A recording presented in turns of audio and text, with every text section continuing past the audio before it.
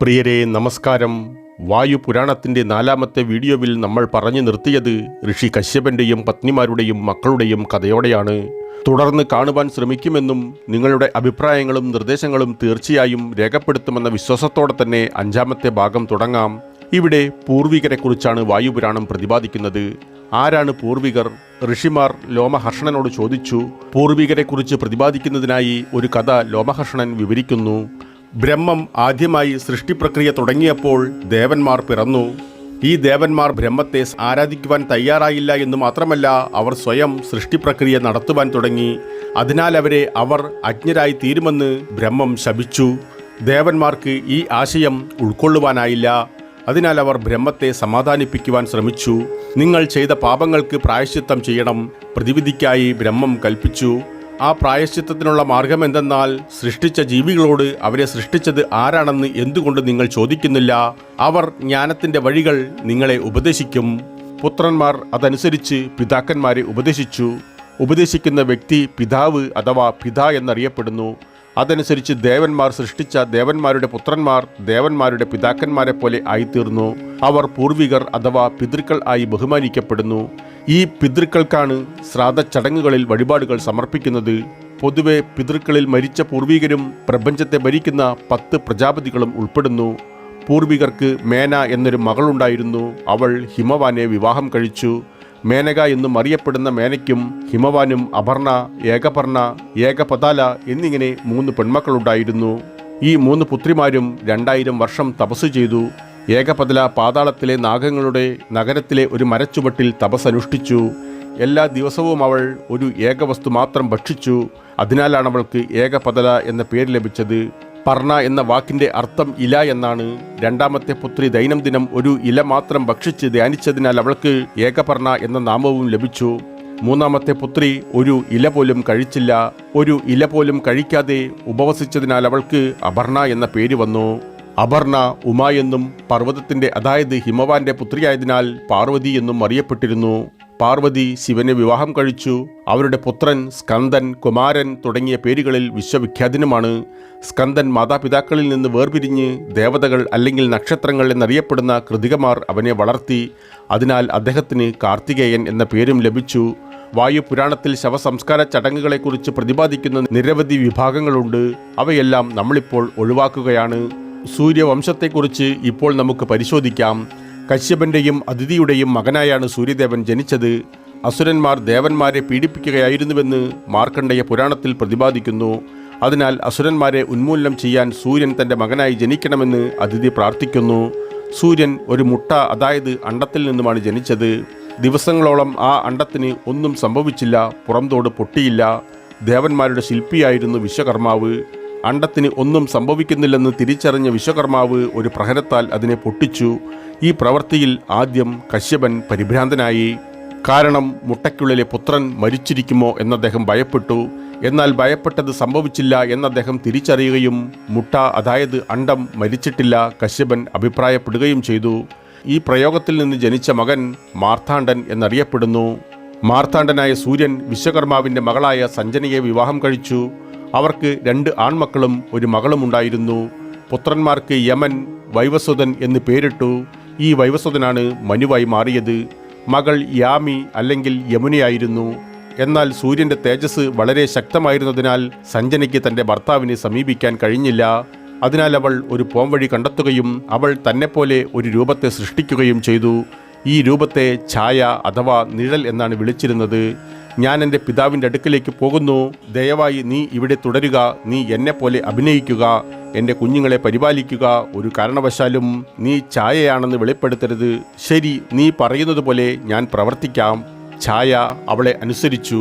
എന്നാൽ ഒരു നിബന്ധനയുണ്ട്. ഞാൻ ശപിക്കപ്പെടാത്തിടത്തോളം കാലം അല്ലെങ്കിൽ ആരും എൻ്റെ മുടിയിൽ പിടിക്കാത്ത കാലത്തോളം ഞാൻ സത്യം പറയുകയില്ല. എന്നാൽ ഈ വ്യവസ്ഥ ലംഘിക്കപ്പെടുന്ന നിമിഷം ഞാൻ എല്ലാം വെളിപ്പെടുത്തും. സഞ്ജന ഈ നിബന്ധനകൾ അംഗീകരിച്ച് പിതൃഭവനത്തിലേക്ക് പോയി. തൻ്റെ പുത്രിയെ കണ്ടപ്പോൾ തുടക്കത്തിൽ വിശ്വകർമാവ് സന്തോഷവാനായെങ്കിലും ദിവസങ്ങൾ കടന്നു പോകുന്തോറും സഞ്ജന ഭർത്താവിൻ്റെ അടുക്കിലേക്ക് മടങ്ങാൻ തയ്യാറാവാത്തതിൽ എന്തോ കുഴപ്പം സംഭവിച്ചിട്ടുണ്ടെന്ന് മനസ്സിലാക്കിയ വിശ്വകർമാവ് തൻ്റെ മകളെ ഭർത്താവിൻ്റെ അടുക്കിലേക്ക് മടങ്ങുവാൻ പ്രേരിപ്പിച്ചു. അങ്ങനെ 1000 വർഷങ്ങൾ കടന്നുപോയി. പിതാവിൻ്റെ ശകാരങ്ങൾ അവൾക്ക് സഹിക്കാൻ കഴിഞ്ഞില്ല. അവൾ ഭർത്താവിൻ്റെ അടുക്കിലേക്ക് മടങ്ങുന്നതായി നടിച്ച് പിതൃഭവനം വിട്ടു. സഞ്ജന ഒരു പെൺകുതിരയായി രൂപം സ്വീകരിച്ച് ഉത്തരഗുരു എന്നറിയപ്പെടുന്ന ഒരു പ്രദേശത്ത് താമസിക്കുവാൻ തുടങ്ങി. അതേസമയം സഞ്ജന ഛായയെ മാറ്റി സ്ഥാപിച്ചതായി സൂര്യന് തിരിച്ചറിയാൻ കഴിഞ്ഞിരുന്നില്ല. സൂര്യനും ഛായയ്ക്കും 2 ആൺമക്കളും ഒരു പുത്രിയും ഉണ്ടായി. പിന്നീട് മനുവായി മാറിയ സാവർണിയും രണ്ടാമത് പുത്രൻ നവഗ്രഹങ്ങളിൽ ഒന്നായിരുന്ന ശനിയും മകൾ തപതിയുമായിരുന്നു. സഞ്ജനയുടെ മക്കളെക്കാൾ സ്വന്തം മക്കളോട് ഛായ കൂടുതൽ ശ്രദ്ധ കാണിച്ചു. വൈവസ്വതൻ ഇതൊന്നും കാര്യമാക്കിയില്ല. അദ്ദേഹമാണല്ലോ സൂര്യൻ്റെ മക്കളിൽ മൂത്തത് എന്നതിലുപരി സഹനശക്തിയുള്ളവനും സമതുലിതനുമായിരുന്നു. എന്നാൽ ഈ പ്രത്യക്ഷമായ പക്ഷപാതത്തിൽ യമൻ നീരസം പ്രകടിപ്പിച്ചു. ബാലിശമായ കോപത്തിനാൽ അവൾ ഛായയെ ചവിട്ടി. നീ നിന്റെ പിതാവിൻ്റെ പത്നിയെ ചവിട്ടാൻ ധൈര്യപ്പെട്ടു. ഛായ അപമാനത്താൽ ക്ഷുഭിതയായി. അതുകൊണ്ട് തന്നെ നിന്റെ ആ കാൽ ക്ഷയിച്ചു പോകുമെന്ന് ഞാൻ നിന്നെ ശപിക്കുന്നു. യമൻ പോയി പിതാവായ സൂര്യനോട് പരാതിപ്പെട്ടു. അവൻ പാപം ചെയ്തു. എന്നാൽ അവൻ എന്തുകൊണ്ടും ഒരു ചെറിയ കുട്ടിയാണ്. അതിൻ്റെ പേരിൽ അവൻ്റെ അതിക്രമത്തിനെതിരെ കണ്ണടച്ചുകൂടെ? അല്ലാതെ എന്ത് പ്രകോപനം ഉണ്ടായാലും ഒരമ്മ സ്വന്തം മകനെ ശപിക്കുമോ? ശാപത്തിൻ്റെ ആഘാതം ലഘൂകരിക്കാൻ സൂര്യൻ തന്നാൽ കഴിയുന്നതെല്ലാം ചെയ്തു. എന്നാൽ പോലും എന്തോ ഒരു പന്തികേട് സൂര്യൻ തിരിച്ചറിഞ്ഞു. ഛായയോട് സത്യം അറിയാൻ അദ്ദേഹം ആവശ്യപ്പെട്ടപ്പോൾ അവൾ ഒന്നും വെളിപ്പെടുത്തിയില്ല. എന്നാൽ സൂര്യൻ അവളെ ശപിക്കുമെന്ന് ഭീഷണിപ്പെടുത്തുകയും മുടിയിൽ കുത്തിപ്പിടിക്കുകയും ചെയ്തപ്പോൾ ഛായയുടെ നിബന്ധനകൾ ലംഘിക്കപ്പെട്ടു. അതോടെ ഛായ സത്യം വെളിപ്പെടുത്തി. സഞ്ജന എവിടെയാണെന്ന് അറിയാൻ സൂര്യൻ വിശ്വകർമാവിൻ്റെ ഭവനത്തിലേക്ക് തിരിച്ചു. എന്താണ് സംഭവിച്ചതെന്ന് സൂര്യനിലൂടെ ഗ്രഹിച്ച വിശ്വകർമാവ് സൂര്യൻ്റെ തേജസ്സിൻ്റെ, അതായത് അതിൻ്റെ ചൂടിൻ്റെ കാഠിന്യം കുറയ്ക്കാൻ തീരുമാനിച്ചു. കാരണം സൂര്യൻ്റെ മഹത്തായ തേജസ്സാണ് അവൾ ഇതുവരെ ചെയ്ത കാര്യങ്ങൾ ചെയ്യാൻ സഞ്ജനയെ പ്രേരിപ്പിച്ചത്. സൂര്യനും ഈ ആശയത്തോട് വിമുഖത പ്രകടിപ്പിച്ചില്ല. വിശ്വകർമാവിൻ്റെ പ്രവർത്തനാനന്തരം സൂര്യൻ്റെ രൂപം വളരെയധികം മെച്ചപ്പെട്ടു. സഞ്ജന ഒരു മാടയുടെ, അതായത് പെൺകുതിരയുടെ രൂപത്തിൽ ഉത്തരഗുരു രാജ്യത്തുണ്ടെന്ന് സൂര്യൻ തിരിച്ചറിഞ്ഞു. അതോടെ അദ്ദേഹം ഒരു ആൺകുതിരയുടെ രൂപം സ്വീകരിച്ച് അവിടെ തൻ്റെ പത്നിയെ സന്ദർശിക്കുകയും ഒത്തുചേരുകയും ചെയ്തു. ആ സംഗമത്തിനാൽ അവർക്ക് നസത്യൻ, ദസറൻ എന്നിങ്ങനെ 2 പുത്രന്മാരുണ്ടായി. കുതിര എന്ന വാക്കിന് അശ്വം എന്നർത്ഥം വരുന്നതിനാലും മാതാപിതാക്കൾ കുതിരയുടെ രൂപം സ്വീകരിച്ച് ഇരുവരും ജനിച്ചതിനാലും ഇരുവരും അശ്വിനികൾ എന്ന് അറിയപ്പെട്ടു. അവർ ദൈവങ്ങളുടെ വൈദ്യന്മാരായിരുന്നു. അശ്വിനിമാരുടെ ജനനാനന്തരം കുതിരകൾ അവരുടെ യഥാർത്ഥ രൂപമായ സൂര്യൻ്റെയും സഞ്ജനയുടെയും രൂപത്തിലേക്ക് മടങ്ങി. സൂര്യൻ്റെയും സഞ്ജനയുടെയും മൂത്ത പുത്രനാണ് വൈവസ്വതൻ എന്നത് നിങ്ങൾ മറന്നിട്ടില്ലല്ലോ. വൈവസ്വതൻ തനിക്ക് ഒരു പുത്രനുണ്ടാകുവാൻ വേണ്ടി ഒരു യജ്ഞം നടത്തി. എന്നാൽ മകനു പകരം ഇള എന്ന മകൾ ജനിച്ചു. അതിനുശേഷം വൈവസ്വതന് 9 പുത്രന്മാർ ജനിച്ചു. ഇക്ഷ്വാക്കു, നഹുഷൻ, ദൃഷ്ടൻ, ശര്യതി, നരിഷന്തൻ, പ്രാംശു, നഭാഗൻ, കരുഷൻ, പൃഷദ്രൻ എന്നിവരായിരുന്നു അവർ. സൗരമേഖലയിലെ, അതായത് സൂര്യവംശത്തിലെ രാജാക്കന്മാർ ഇക്ഷ്വാക്കുവിൽ നിന്നാണ് ആരംഭിക്കുന്നത്.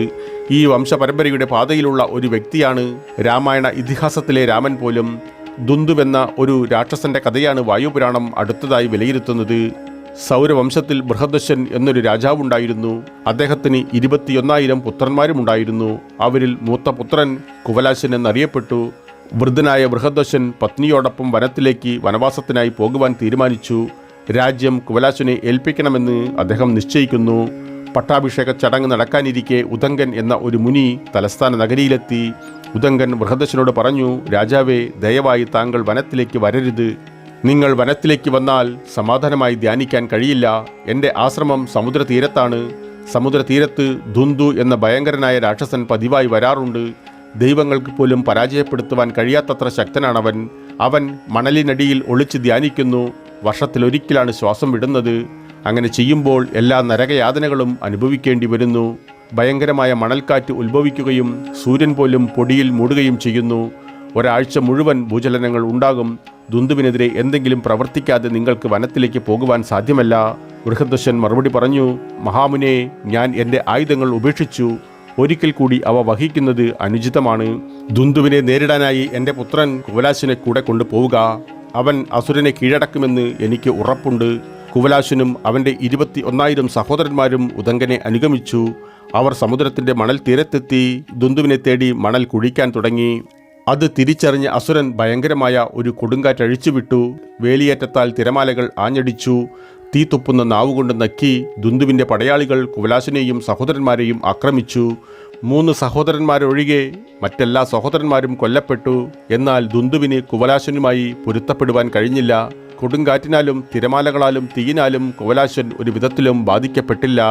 അദ്ദേഹം അസുരനെ വധിക്കുകയും ആയതിനാൽ ധുന്തുമാരൻ എന്ന പേര് നേടുകയും ചെയ്തു. ഉദംഗമുനി അവനെ അനുഗ്രഹിച്ചു. ത്രിശങ്കുവിൻ്റെ കഥയാണ് തുടർന്ന് വരുന്നത്. താഴെ ലോകത്ത്, അതായത് പാതാള ലോകത്ത് ത്രയാരുണൻ എന്നൊരു രാജാവുണ്ടായിരുന്നു. അദ്ദേഹത്തിൻ്റെ പുത്രനാണ് സത്യവ്രതൻ. സത്യവ്രതൻ അത്യധികം ശക്തനായിരുന്നു. എന്നാൽ സമ്പത്തിനോടുള്ള അദ്ദേഹത്തിൻ്റെ അത്യാഗ്രഹത്തിനാൽ പല പാപകർമ്മങ്ങളും ചെയ്തു. അതിനാൽ അവനെ നാടുകടത്തുവാൻ പിതാവായ ത്രയാരുണൻ തീരുമാനിക്കുന്നു. വസിഷ്ഠനാണ് ത്രയാരുണൻ്റെ പ്രധാന ഗുരു. മുനിയും രാജാവിൻ്റെ തീരുമാനത്തെ പിന്തുണയ്ക്കുന്നു. പോകൂ, നിന്നെപ്പോലുള്ള ഒരു മകനെ ഞാൻ ആഗ്രഹിക്കുന്നില്ല. ഞാൻ എന്തു ചെയ്യും, എവിടെ വസിക്കും? നിസ്സഹായനായി സത്യവ്രതൻ ചോദിച്ചു. ചണ്ടാളന്മാരോടൊപ്പം പോയി ജീവിക്കുക, പിതാവ് മറുപടി പറഞ്ഞു.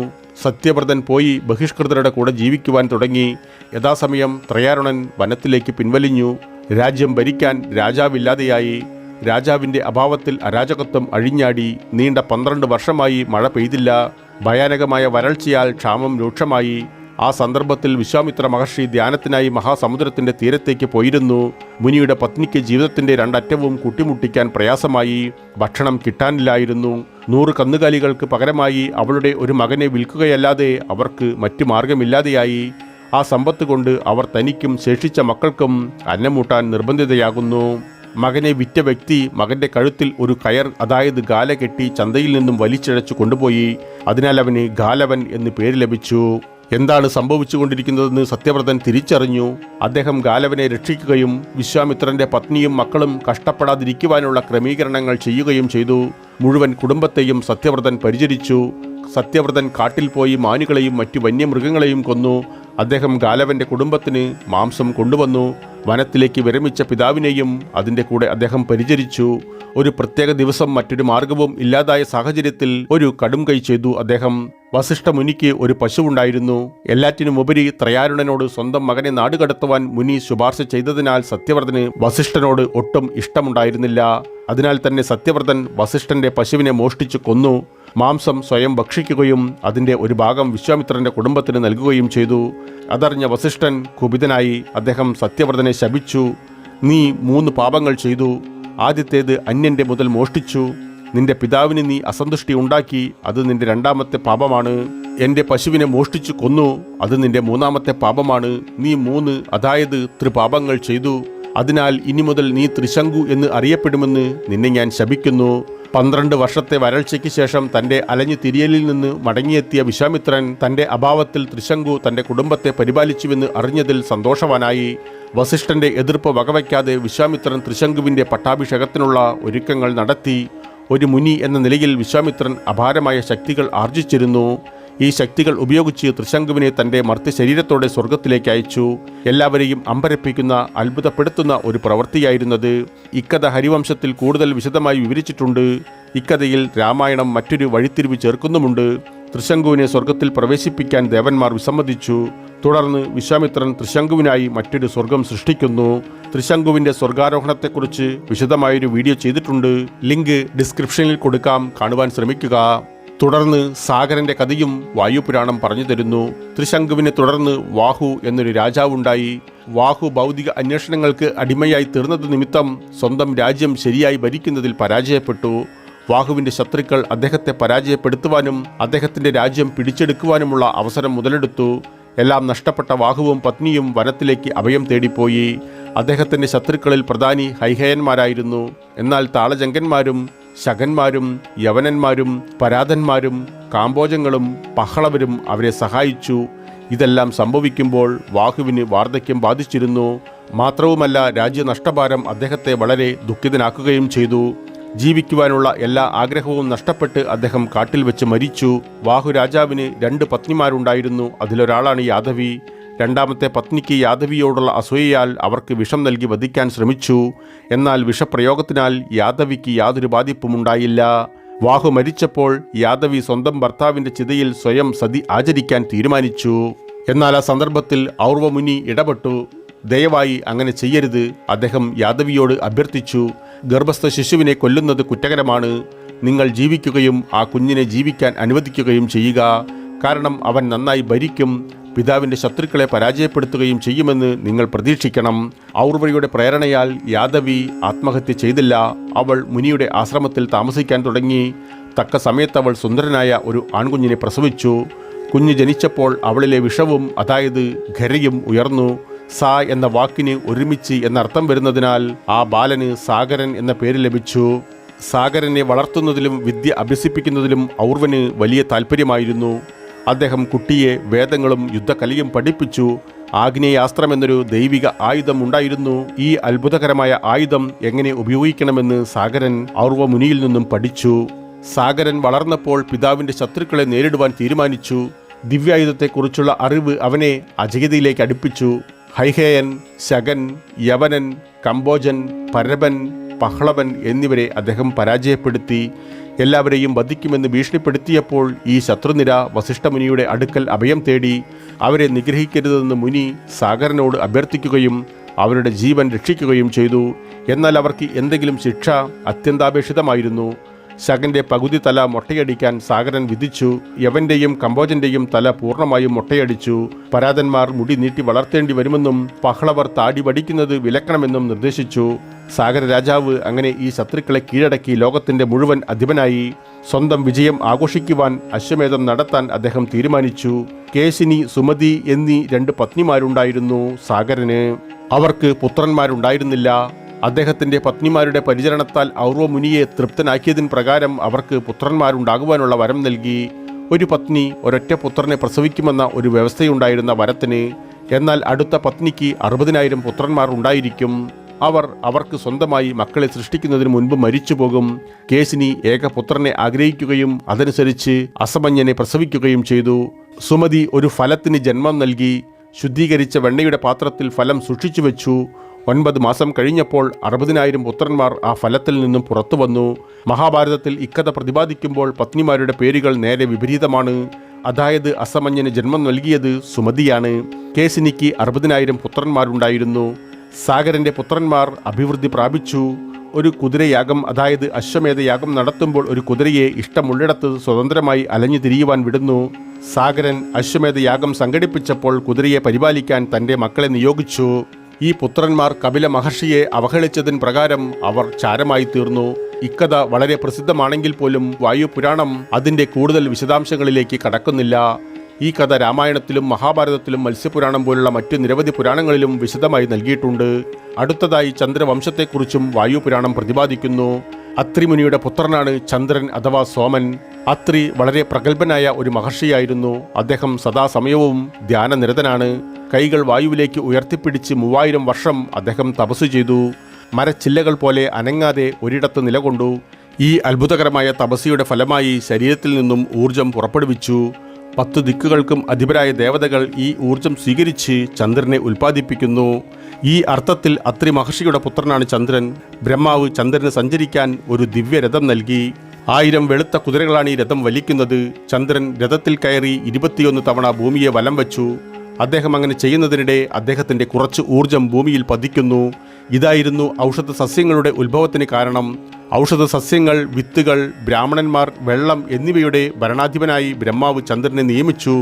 ചന്ദ്രൻ ഒരു രാജകീയ യാഗം, അതായത് രാജസൂയ യജ്ഞം നടത്തി. ഈ ചടങ്ങിൻ്റെ വിജയം ചന്ദ്രനെ തല തിരിഞ്ഞവനാകുവാൻ സഹായിച്ചു. ദേവന്മാരുടെ ഉപദേഷ്ടാവിന് ബൃഹസ്പതി എന്നും ബൃഹസ്പതിയുടെ പത്നിക്ക് താര എന്നുമാണ് പേരുകൾ. ദക്ഷന്റെ 27 പെൺമക്കളെ ചന്ദ്രൻ വിവാഹം കഴിച്ചിരുന്നുവെങ്കിലും താരയെ തട്ടിക്കൊണ്ടുപോയി.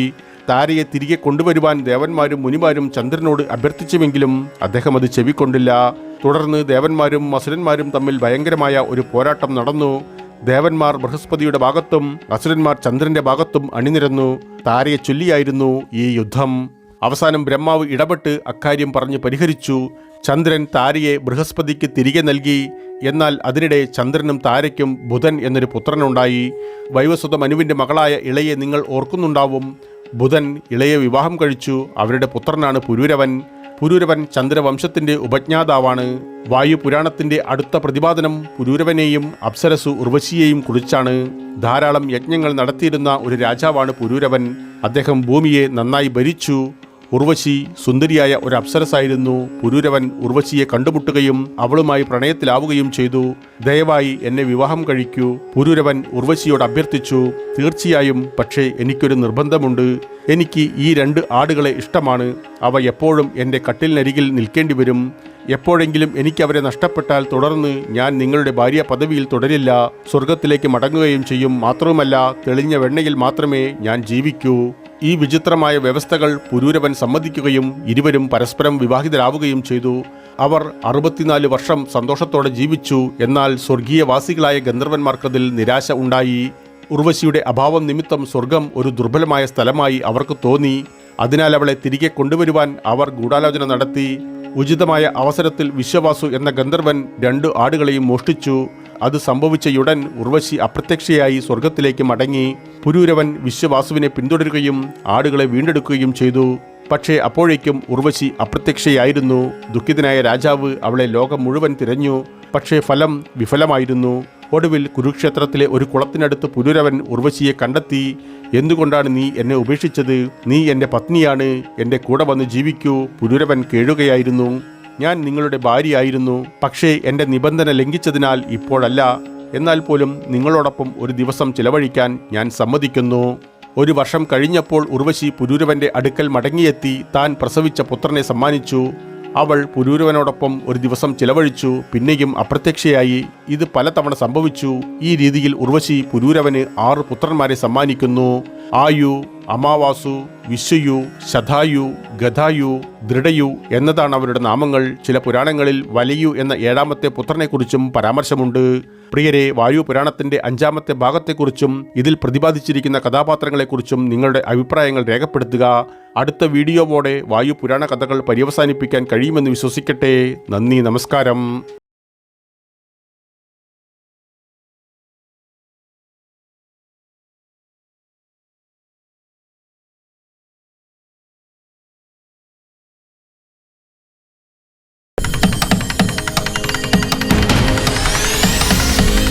പ്രിയരെ, വീഡിയോ കാണുന്നതോടൊപ്പം ചാനൽ വരിക്കാരാകുവാനും അറിയിപ്പുകൾ ലഭിക്കുന്നതിനായി കുടമണി ചിഹ്നം പ്രവർത്തനക്ഷമമാക്കുവാനും ഈ കഥയിൽ നിങ്ങൾ തൃപ്തരാണെങ്കിൽ നിങ്ങളുടെ ഇഷ്ടം അറിയിക്കുവാനും മറ്റുള്ളവരുമായി പങ്കുവയ്ക്കുവാനും മറക്കരുതേ പ്രിയ സുഹൃത്തുക്കളെ.